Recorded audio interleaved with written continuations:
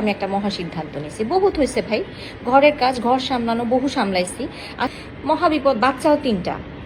কিন্তু ঝামেলা যেটা পড়ছি মূলত, চিন্তা করতেছি এই যে 3টা ডেলিভারি পেন নিলাম, এই ব্যাটার আমি এই পেনের অর্ধেকের ভাগ আমি কেমনে দিব? এটা তো সমাধান পৌঁছানো যাচ্ছে না। তার মধ্যে আবার ভাগ করছিলাম যে সব যখন বাইরে টাইরে খাইতে টাইতে যাব, 50% আমি দিব, 50% সে দিবে। কিন্তু যেই সব দিনে আমার বিল দেওয়ার কথা, আমি দেখি সেই সব দিনে বিল বেশি আসে।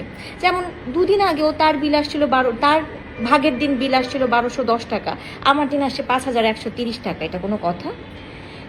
এখন এই যে 50-50 করার ব্যাপারটা, এটার আসলে আমি কোনো সহজ সমাধান পাইতেছি না। আপারা নিশ্চয়ই আপনারা, আমরা যারা বলেন যে সব কিছু 50-50 করা যায়, আমার একটু যদি পারেন ইনবক্সে একটু আমার শিখায়েন যে কেমনে আসলে আমরা 50-50টা করতে পারি। আমরা একটু থামি। সংসারটা খুব জটিল একটা জায়গা, সংসারে কেউ লড়াই করতে আসে নাই।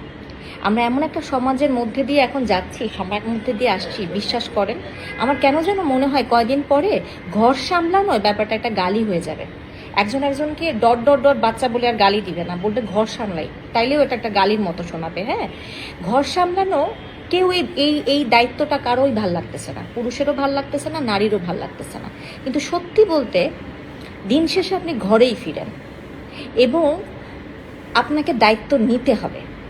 একটা নারী, একটা ছোট মেয়ে শিশু, একটা ছেলে শিশু, দুটাও যদি প্রিম্যাচিওরলি জন্ম নেয়, একটা মেয়ে শিশুটার বেঁচে থাকার চান্স অনেক বেশি, এটা সায়েন্টিফিক্যালি প্রুভেন। একটা যে কোনো এনভায়রনমেন্টে, যে কোনো জায়গায় গিয়ে অ্যাডজাস্ট করার ক্ষমতা একজন নারীর বেশি।